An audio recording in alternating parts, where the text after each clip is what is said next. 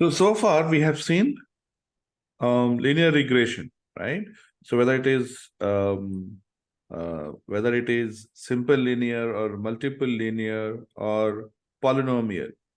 Okay, we'll do one more um, uh, such example. Okay, and this is called as support vector machine. So we're talking about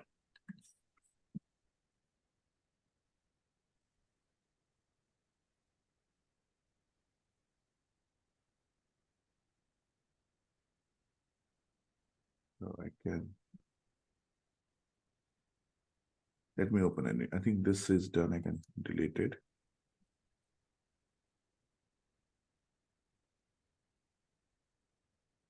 Or let it be for now.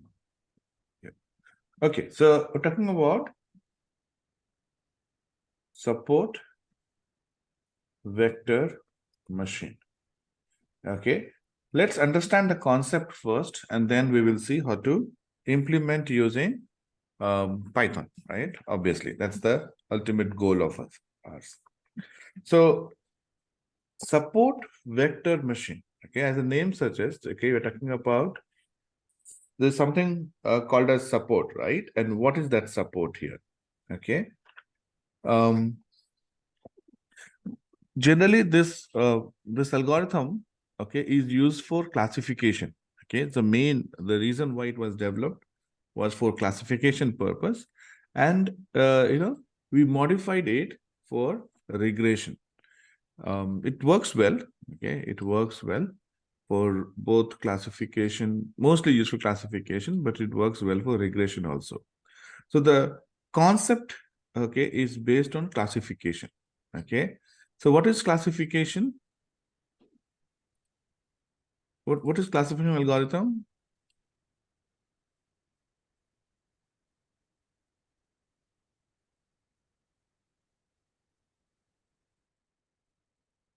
Come on, tell me, guys. What is the purpose of classification algorithm?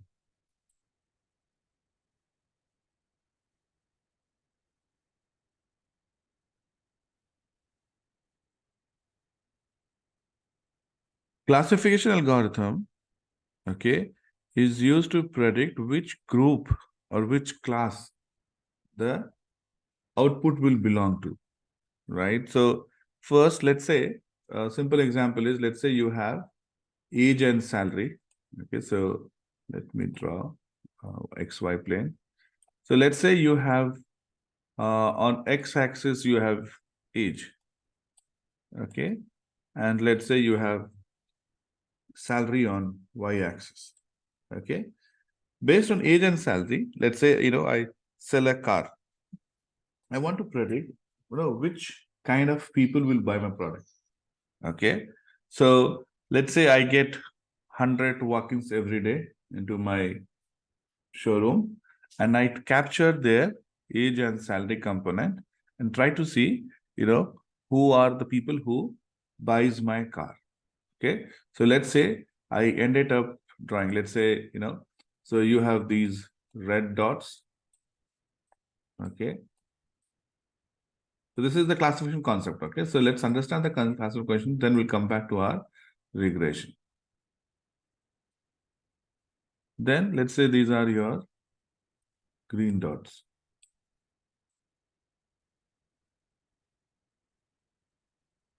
Now, let's say when I look at this data, okay, red dots are people who have, okay, who have not bought my car. They came, they inquired, and they went back. They did not buy my car.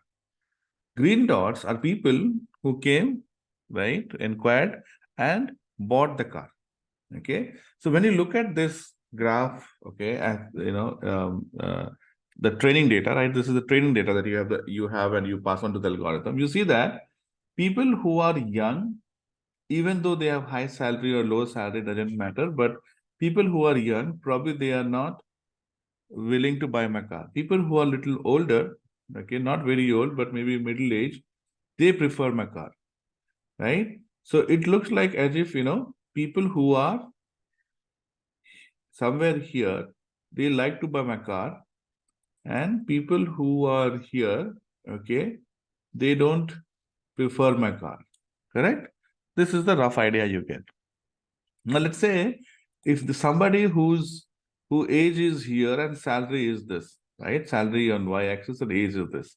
So tell me, okay, will this person buy my car or not? What do you guess?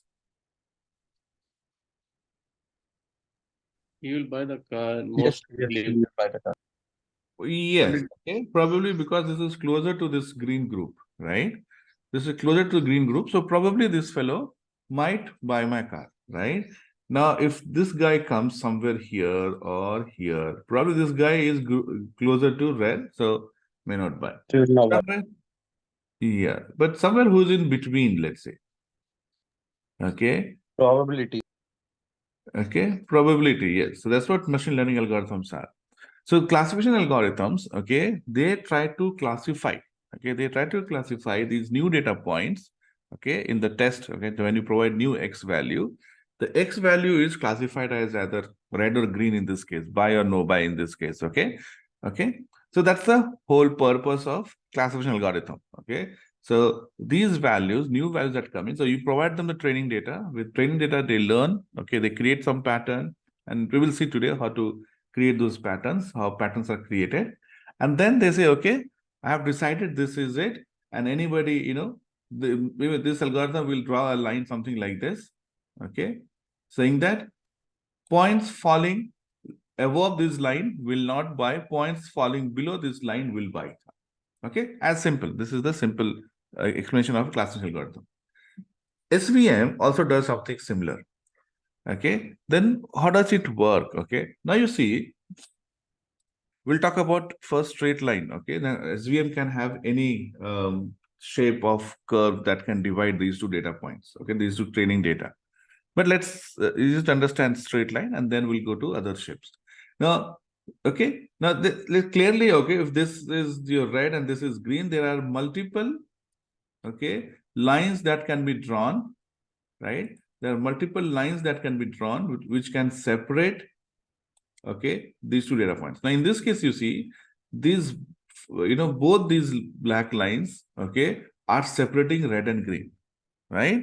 But which is the better separator? Which is the better separator?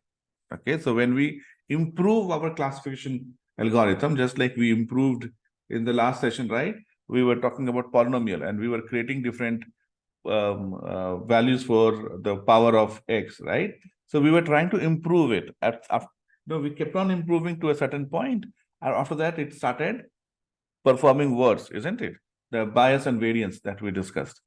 So here between these two lines, which is the better classifier? Which one better classifies these two data sets? Okay, that's the aim of um, uh, learning and performing and improving these algorithms. Okay, so the concept behind, okay, the support vector machine is that, okay, there we need to have a plane. Okay, so support vector machine talks about a hyperplane. It's called hyperplane. Okay, so hyperplane, as the name suggests. Now let's assume that this is two-dimensional data. Okay, now then we'll talk about multi-dimensional. Let's say you have only two x's. X1 is age, x2 is salary. So we can draw a plane, right? Plane would look something like a rectangle, right? Okay, so may not be the right way. So what I can do is we can have a line like this and parallel line, right? This is your hyperplane, correct? This would be your hyperplane. Now, when you draw a hyperplane, okay, and you join these two here, this looks like a plane, right? So think of a plane, okay, which will separate these two data set, okay? Now, between these two values, infinite number of planes can be drawn.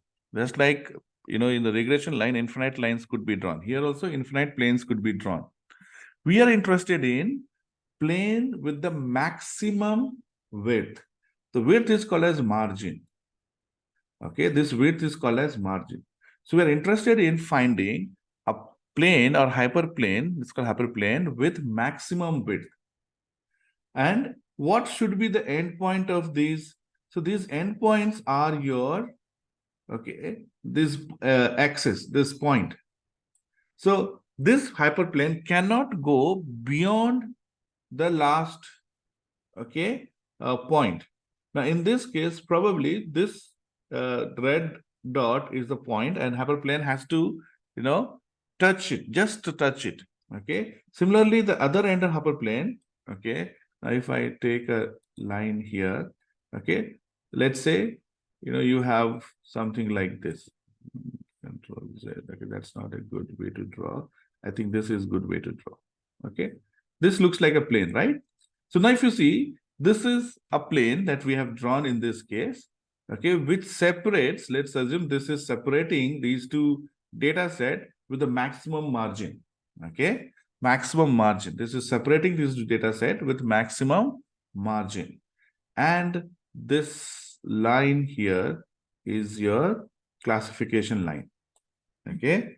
This line is called classification line. The endpoints of your um, uh, hyperplane, these are called as decision boundary, okay.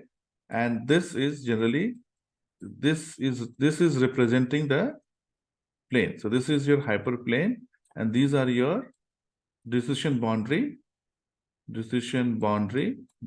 boundary, okay. And okay, and what did you say? This is your margin. This is your margin. So the distance between the decision points are is called margin, and the midpoint. Okay, this doesn't look like a midpoint, but the midpoint is your hyperplane.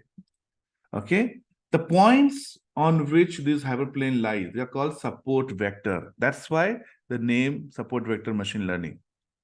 Okay, now you can't have a plane hanging in the air, right? You need nails, right? If you have to imagine, like, imagine a room, and then you have this hyperplane separating and going through your room. So you need this hyperplane to be supported by some nails. So these are like your nails. Okay, like, you have one nail this side, you need to have nails on both the side. Nail is nothing but the points, training point. Okay, so these are training point, right? The points from the training set supporting this plane. Now, in this case, you have one and one on both the side. You need to have at least one on both the side. There could be, okay, you could have a red point here also.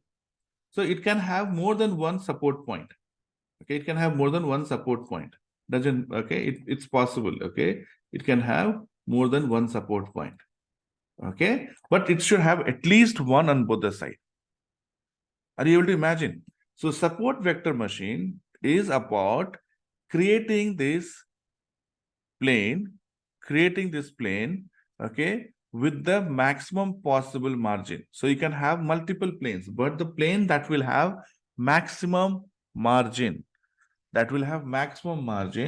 is the answer, is the solution. Okay, and this plane has to be supported by decision points. Okay, and decision points are your points or the data belonging to training data on multi. Now here we have two classes, yes or no. You can have multiple classes. So there will be if you talk about multiple classes, there have to be 3 points. Okay, 3 dimension at least. 3 points that will support it. Now, so even with 2 classes, you can have multiple X. You can have 3X. Age, salary, and let's say category value, city or village, right? Belong to city or village. It could be, married, unmarried, right? There could be multiple factors that impact the decision. So each of the decision will be like a dimension. So in this is a 2-dimensional. So you see a 2-dimensional plane. You can have a 3-dimensional, third variable. So it will be a 3-dimensional, 4-dimension. For us, it's very difficult to imagine 4 or 5 dimension, but our algorithm will do the work for us. Okay. So classification, our objective is to classify new points to find out which class it may belong, right? It belong to yes group or no group, right? And SVM talks about having a plane with maximum margin supported by points on training data, right? And okay, and this decision is made based on this hyperplane. Hyperplane is the midpoint of your plane, okay, which divides the margin into 2 equal halves. Now, if I come up with a point, okay, here, this will be classified as red. If I come with a point here, this will be classified as green. Okay, this is how support vector machine works. What is support vector? Support vector are the points which is supporting the plane that is drawn based on the data. Okay, okay. So now there is a concept here called kernel. Okay, kernel decides the shape of this plane. If you have a linear kernel, it will be okay, plane, straight line. But kernel can be different, which we will see okay in some time.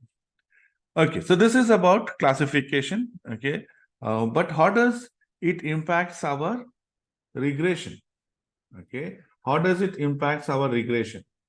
Okay, regression algorithms, okay, is about finding the numeric value, isn't it? Not the group.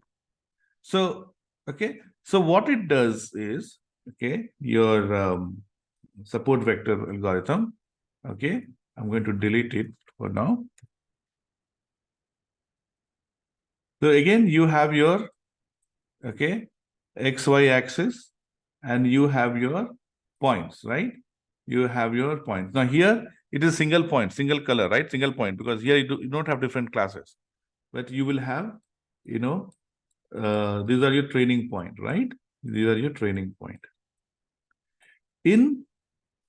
So support vector classifier, we call it, if we are using for classification, SVC. SVR, support vector regressor, is the one that we use for regression. In SVC, okay, we saw the hyperplane was created inside the group, right? Which will be supported by points outside. In this case, we create this hyperplane. Again, we have to create the hyperplane, okay? And this hyperplane is created outside this point, okay? So this hyperplane is supported by points outside. So we are trying to find here the minimum width hyperplane. Okay, in classifier, our objective, see, the concept is same, finding the hyperplane, finding the plane, okay, and finding the support vector points, because points will decide the margin, the width of your plane, right? So in SVC, our objective was to find the biggest margin, plane with the biggest margin. In regressor, our concept is to find plane with the smallest margin. Okay, plane with the smallest margin, and here the points are all inside, so supporting from inside. Okay, it's like you're hanging something, the nail is on the wall. In the classifier, here the nail is within the frame itself, where you are hanging or something. So this is objective here, is to find the plane with the minimum margin and the hyperplane, the midpoint. Midpoint is your regression line. Midpoint is your regression line. And now, if I find given X, this is the predicted Y.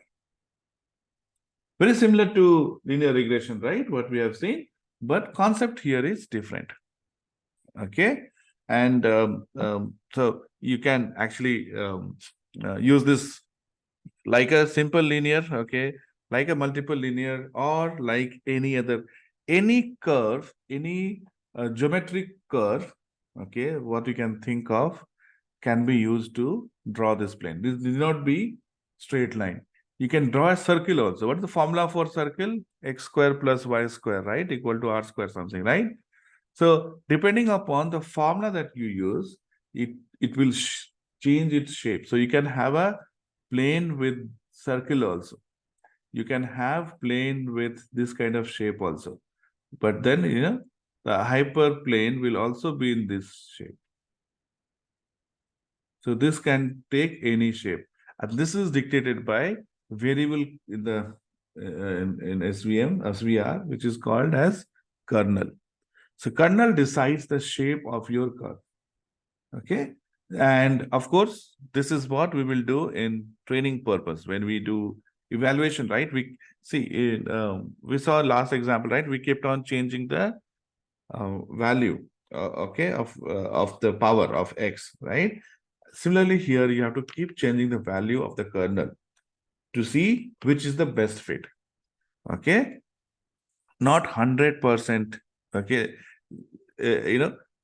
You should not go for 100% accuracy, because in the last case we saw, when we're going for 100% accuracy, okay, on training data, because that's what we know, okay, we know we have access to training data only. We don't know what data is coming in future, isn't it? So what happened to the test data? At certain point, we were trying to improve our accuracy, okay, when we're trying to improve our accuracy, at certain point, okay, it was good. But beyond that, when we started doing it, okay, of course, the training accuracy was increasing. But what happened to the test accuracy? It was going bad, isn't it? Right? So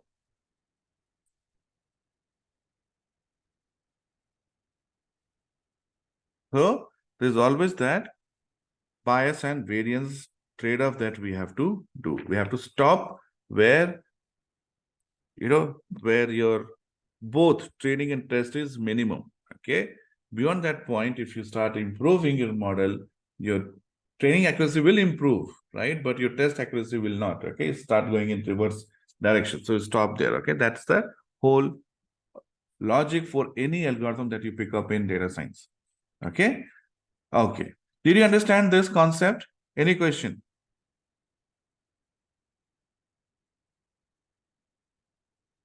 No. Okay. So the whole purpose of performing SVR is to find this minimum width or minimum margin height plane, which can encompass all the data. Okay. And then algorithm is always easy, right? We just have to go and change 2 points and it will be done. Two lines, okay, not 2 points, 2 lines. So this is where, no, this is not where we stopped. We stopped here. This is the, yeah, okay. This is what we did, okay. So let's take same data set, startup data set, right? Which data set did we take? It should be up here, right? Salary, okay. So let's take the other one, the one that we used for, this is specially designed for polynomial. Let's take the other one where we had the startup, okay? The startup data set. So I'll go back and just give me a second. I'll copy paste that link. GitHub sort of machine learning. Okay, and then dataset 3 is startup.csv. So I'll just click on the raw version, copy the link, and I'm pasting it here. Okay, so this is your startup. Okay, now if you look at your startup, obviously you have a region, right? Region, then R&D spend, admin spend, and marketing spend, 4 columns, right? So X is your 0 to 1 to 4, right? I mean, so 0 to 3. So I have to say 4 here, right? And this Y is your 5th column, right? Okay. Now there's no missing value, but there is categorical value that we have to handle, right? So we have to handle categorical value, isn't it? So how do we handle categorical values? This we have to say X1, right? This is your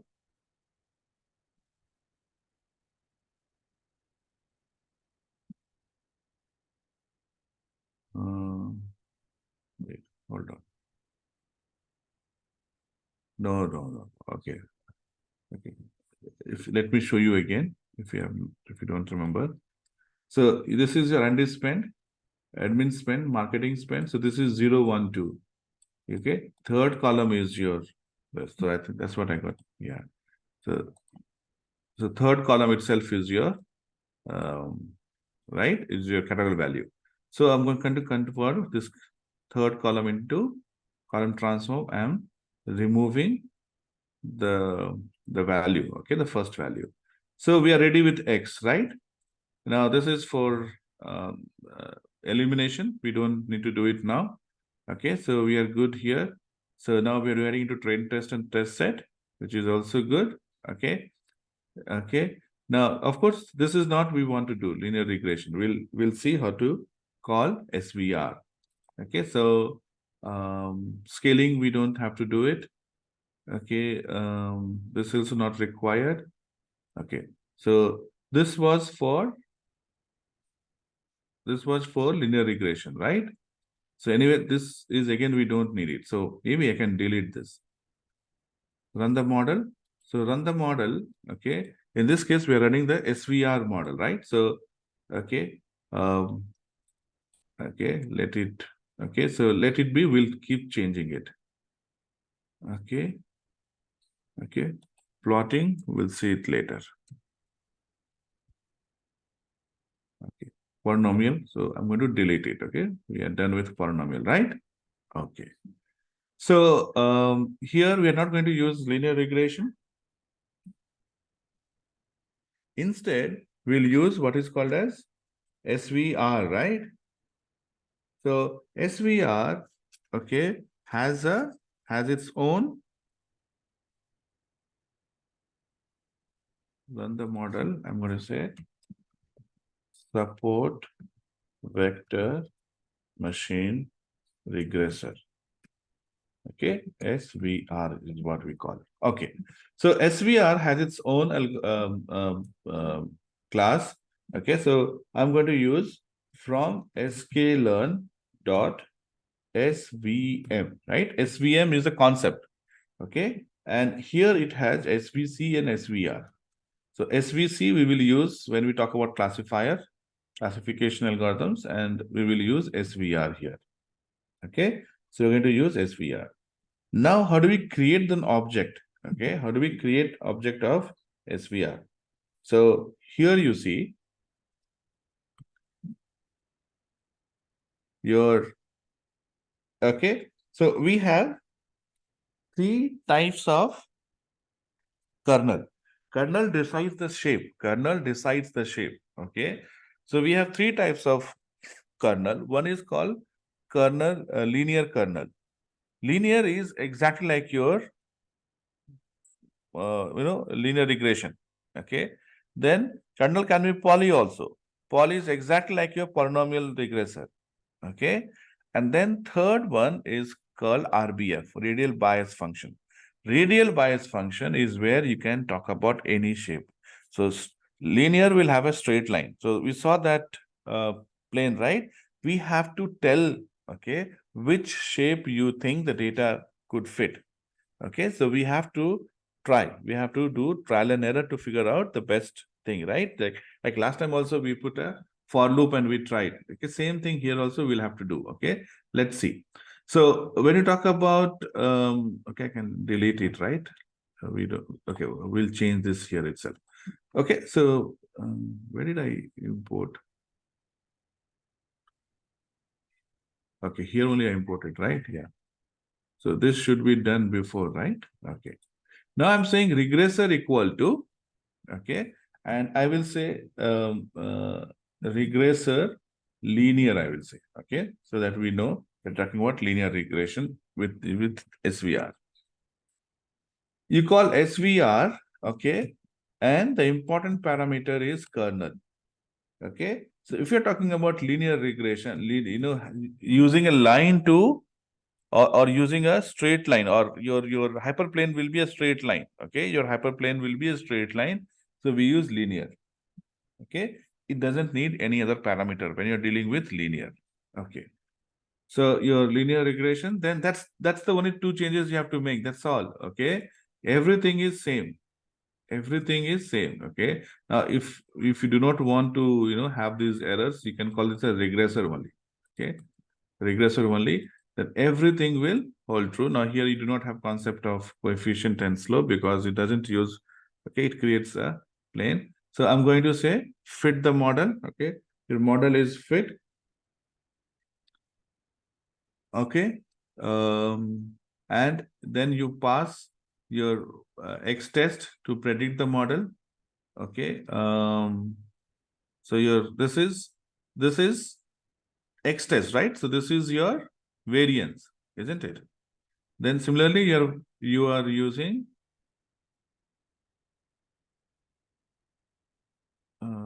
no, what did we do here? X test, right? Yeah, this is test. This is your variance. And this is your train, which is your bias. Correct? That's it. These two lines will help us to create our SBR algorithm. Now, let's run and see.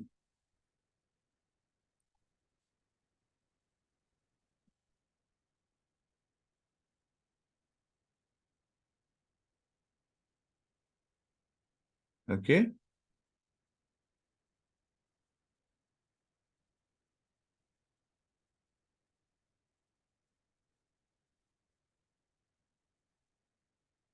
Okay. So this is your linear. Okay. And in linear, you do not have much scope to improve the algorithm because it is looking at the best fit line, right? Or that hyperplane straight line with the maximum, sorry, the minimum width here because regression.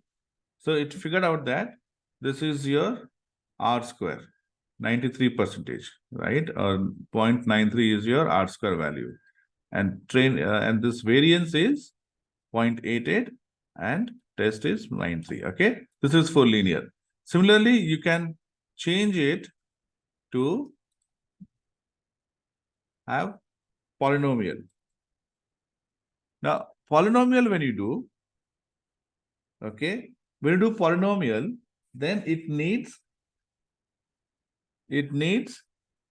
what? Degree, right? It needs a degree. Okay. It needs a degree, right? The power, that's what we're talking about. So in linear, it doesn't need anything. Okay. You have to say degree. Now, if you run this SVR and polynomial regression side by side, you will see the performance is same. Okay. So we talk about sorry, degree here. This is what you get. Now you see this degree 2 is giving you minus R square variance. Obviously, it's not been able to fit it properly. This also has an error component, okay, which we call it as C. C is an error component. Okay. Now I don't want to talk much about SVC here, okay, SVR mainly here, because the whole concept is for SVM. Okay, so um, we'll talk more about these parameters. Okay, parameters, and we can even visualize later. Okay, when we get into SVC classification, we will visualize also. We'll see how the shapes are formed. Okay, okay. So here you can give by default C is 1. Okay, the error is 1. Okay, you can add an error component. So like 10 or 100, and so what you have to do is, again, you have to create a for loop. Okay. And in this case, since you have two variables, you'll have two for loop, outer for loop, inner for loop. When degree is 2, C is, and you don't change C by like, 1, 1.1. You generally change by multiples of 5 or 10. So if degree is 2, C is 1, then what is bias and variance? Degree is 2, C is 10, then what's the bias and variance? Degree is 2, C is 20. Okay. Now, generally what we do is, we don't know, right? Answer correct. The best fit model can have degree 4 and C as 155. Probably, right? Now, how do I figure out, okay, it is 155. I can't be checking for everything, right? So what we do generally is, let me go back to, okay, that's what I'm saying. Okay, running the model is not difficult. Okay, it is just changing two line. But finding the best value, best parameter takes time. So what we do generally, let's say if you are doing C, right? And let's say this is your accuracy. So when you start with C here, like say C is 10, and you go at 10, 20, 30, so your accuracy is improving, okay? And then starts decreasing, right? So let's say this is, okay, C equal to 90, and this is C equal to 100 or 120. So now you know that the actual C value lies between these 2 points. Okay, so the actual C value lies between 90 and 100. So then then what you do, then you will not use 100, you will probably, or 110, you will use 95 maybe, right? Okay. So it's like this, okay? You're going to a place, okay? This is your target. This is where you want to go. You are going from your home, okay? And you don't know where this place is. You don't know where the place is. So you will, so it could be like you don't know exact distance, right?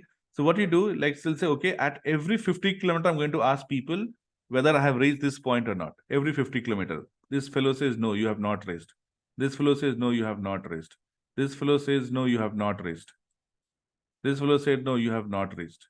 Now, when you come here, this fellow says, oh, you have crossed it. Then what do? Then you go back. So now you know, see this here the fellow said, no, you have not raised. No. And here you have said you have crossed. That means the actual place is between this. Earlier you were asking at the gap of 50 meters, 50 kilometers. Now you'll ask a gap of 10 kilometers. Then 5 kilometers, then 2 kilometers, then 1 kilometer, right? This is how you will arrive at this point. Okay, in mathematics, okay, again, if you go into pure mathematics, this is called local maxima. Your point, this is the maximum value here. Okay, you have to find your maxima point. So this is how you will do it, and this is what we are doing with the different parameters. Okay, we don't know, right? The correct degree could be 6, but you have to try with every value and see. So now you are playing with two variables. Playing with one variable is easy. One put for loop and start doing it. Here you have to put multiple for loop. You might fix one first and keep changing the second one. So in this case, probably you fix C as 1 or 10, whatever. Keep changing the degree. Oh, degree 3 is giving you better result than all the other degrees. Then you keep changing C. Inner, outer loop you have C. Then you see, okay, C is good for 155 and degree 3. That's what you come out with, saying that, okay, I'm using SVR kernel with degree 3 and C 155. Okay. So this is again very much like polynomial. So, okay, we can ignore it for now. Then you have the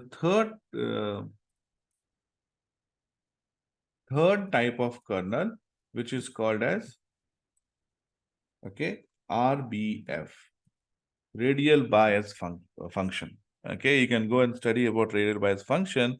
It actually takes multiple shapes. So just give me 1 second. I'll take you there. So radial bias function. What is radial bias function? Okay, so radial bias function is applied to the distance to calculate every neuron's weight. Okay, depending upon where you are using. Let's use Wikipedia. Wikipedia will talk about radial bias only. So in mathematics, RBF,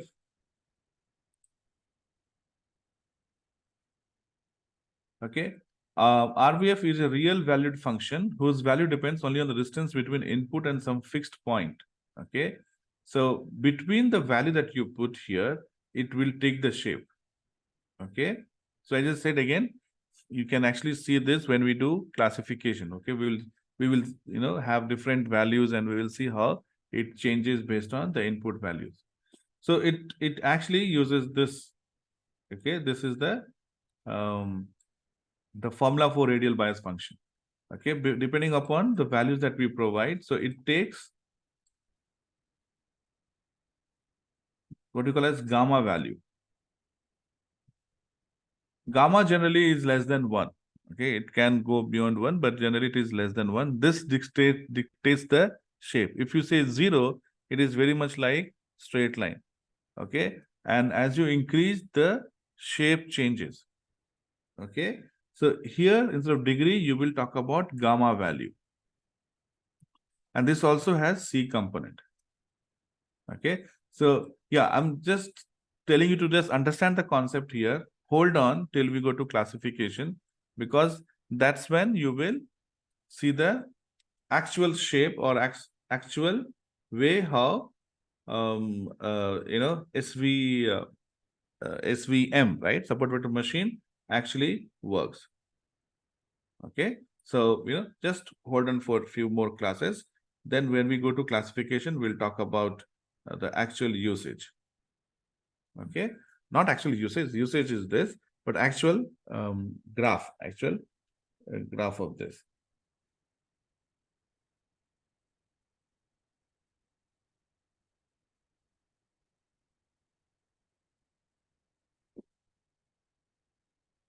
Okay, or why not we try to draw this point? So see what we'll do. We'll create a. Okay, I think I can still do it. Okay, let me show you this. So regressor is RBF gamma 01. Okay, so where's the plot? Okay, let me try to plot here. Are we using matplotlib? I think we should be using. That's why we've been plotting here, right? Yeah. So let's try to see. Okay. So I have used gamma as 0.1, C as 10, right? Okay.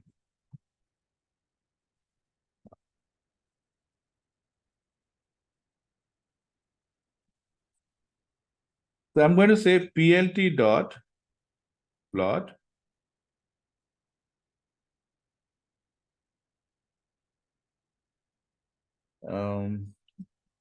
plot XY value. So in this case, your X is going to be, I'm going to take X train. Okay. Now we have multiple columns, right? We will take the numeric, right? The numeric will come out better, right? So your first two is anyway the region. So first two will ignore. You can go with third column, which is 2 or 3. Okay. So I'm going to say here all rows and column, third column. Okay.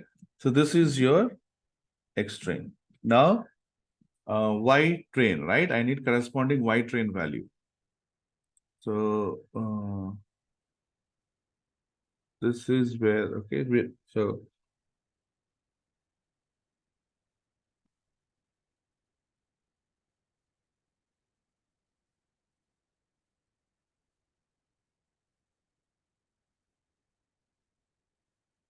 this is where is fit here, right?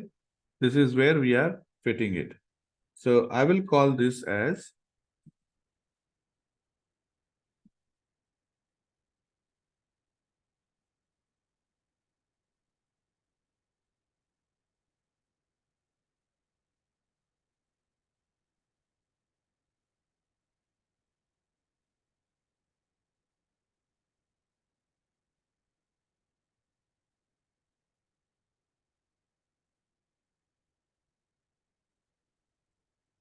okay. This is your Y pred, right?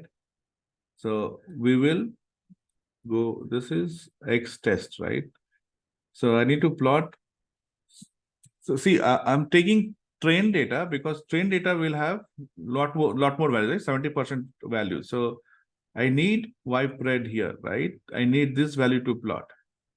Okay, that's why we have it here. Okay. So okay. So let's change this one itself. Okay, let's modify this. Okay. So let's modify this one here. We already have PLT here. Okay, so scatter is X or we want, okay. Let's change it to all rows and let's say third column, right? I think X is capital, right? Or we'll take X test only, no? Why even X? We'll take X test. Okay, so X test, third column. And then I'm going to say Y test. Y test is, or Y train. We're taking, I want to take train here. Train will give maximum values. We can take test also. So if you take X test, then you have to take this value here corresponding. This is your Y pred for X test. I'm taking X train, so I will take Y pred for training data. So I'm taking this value here. Okay. So this is your X axis. This value will be on Y axis. Okay. So this data is done, right? I have to, okay. So the scatter plot is done. Now the plot here, the plot is the line, right? And this should come from our RBF or linear or whatever. So in this case, I'm going to use this as, again, X test here. X is X train, third column. Okay. And here your Y-pred train. So first one is the scatter plot. Here, this is this, and let's see if this works.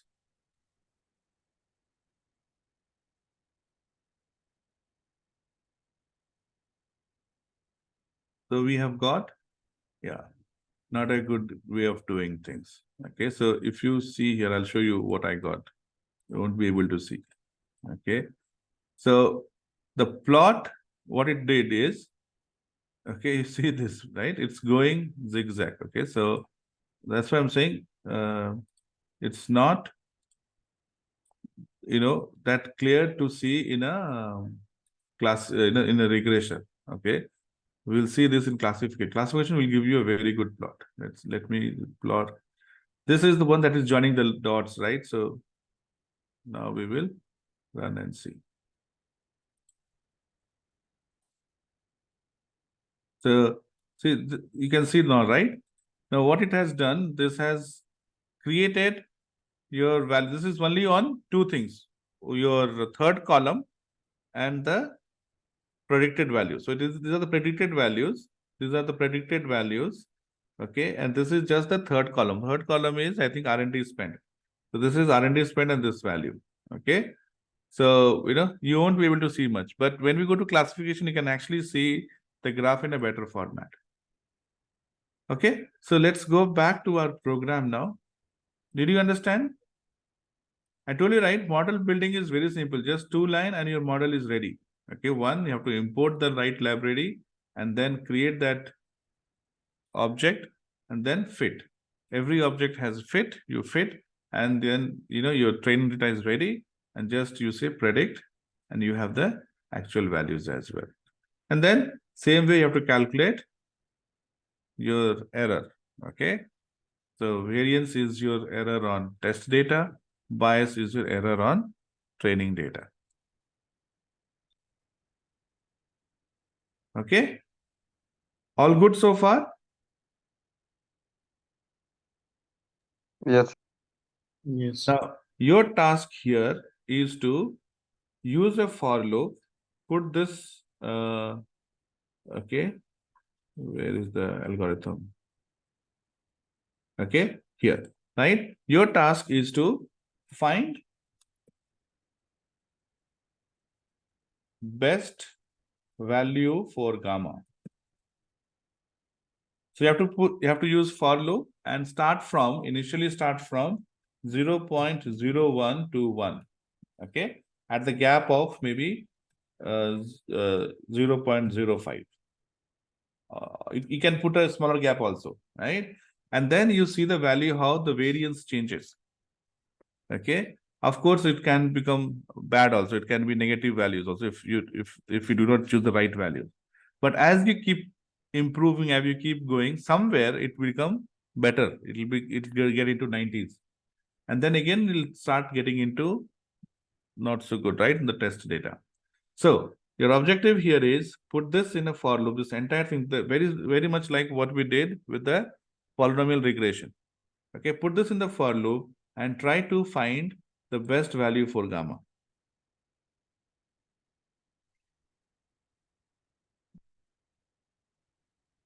Did you understand what I'm saying? Yes. Okay, so yes. So your SVR can work for both linear data as well as non-linear data. When you use linear, okay, it is used to predict your linear data. When you take RBF, okay, then it is trying to predict non-linear data as well.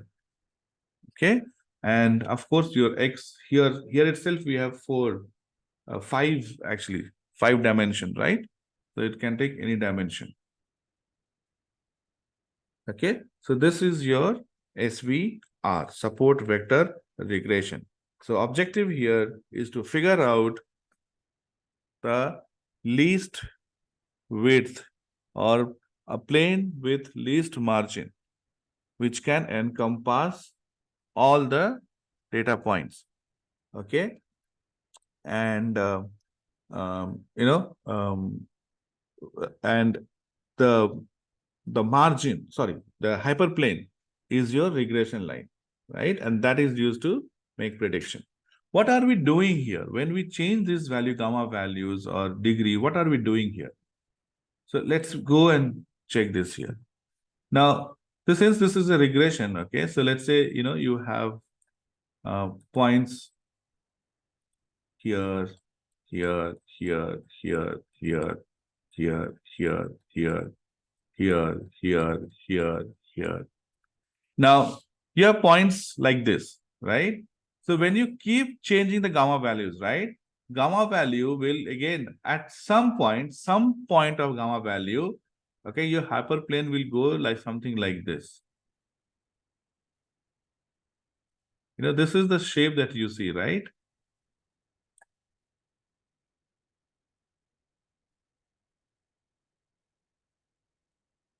Okay, I mean, again, the distance, the margin will not change, okay?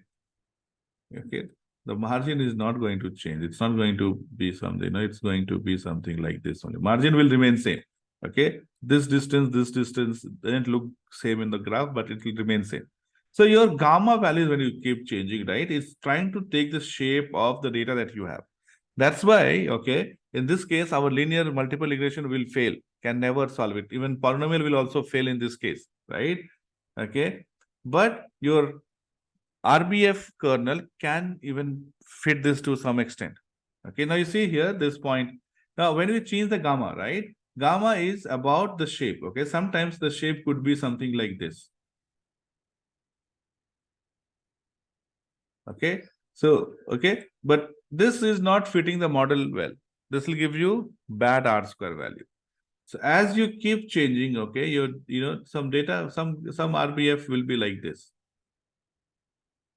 Okay, this will give you better result than previous. But even here you see there are some values. So maybe you get R square around 80s, 0.8.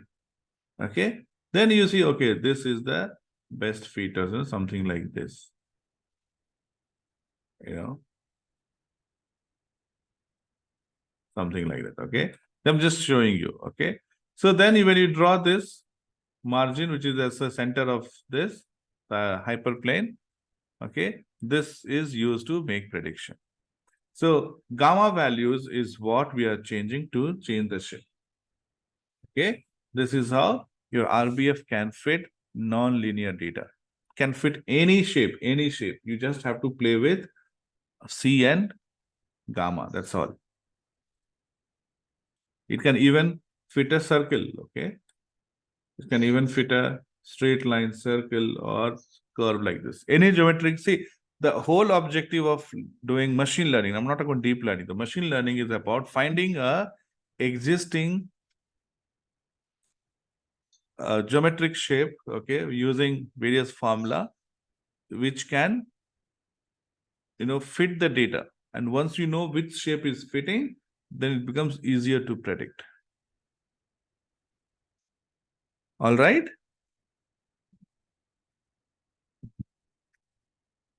Any Yes. questions so far?